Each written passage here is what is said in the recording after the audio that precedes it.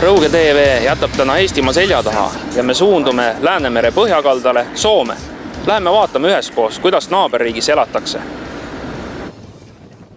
Rõuge valla delegatsioon tutvus Põhjamaade ministrite nõukogu mobiilsusprogrammi projekti toel Vesilahti haridus- ja sotsiaalvõrgustikuga. Külastati kohalikku kooli, uudistati noortekeskust, ehitusjärgus laste päevakeskus ning hooldekodu. Väisati eraomandis olevat hakkepuidul töötavat katlamaja, keskkonna ning bio- ja päikeseenergeetika valdkonnas tegutsevad firmad.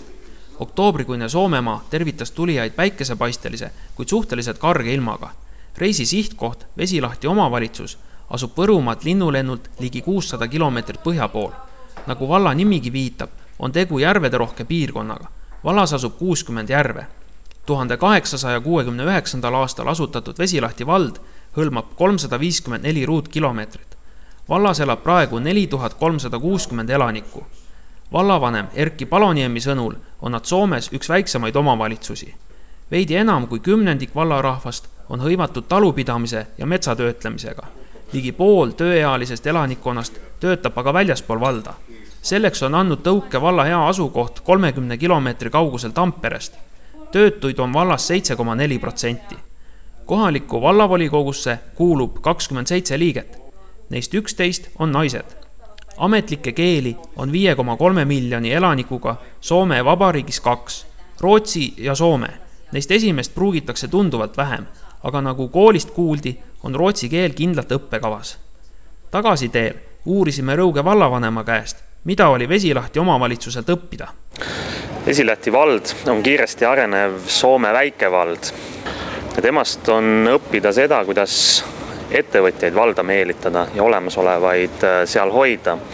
Ehk siis nad on loonud uusi ettevõtlusalasid, mille peal olevaid maid saavad ettevõtted väga odavalt osta.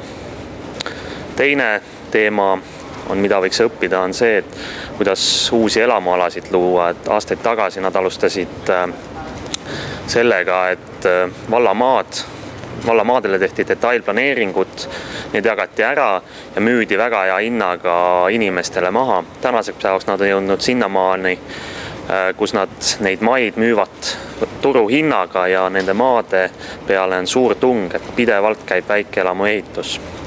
Samuti oli huvitav kuulata nende suhtumist kolmanda sektori ühendustesse ehk küladesse. Et Soomes on aastaid töötanud juba liidersüsteem, mille kaudu rahastatakse paljusid erinevaid külaprojekte. Et näiteks liidri toel on Vesilahti valda palgatud tööle külade koordinaator, kelle ülesandeks on erinevate ideede paberile panek ja nende projektitaotluste koostamisel kaasa aitamine.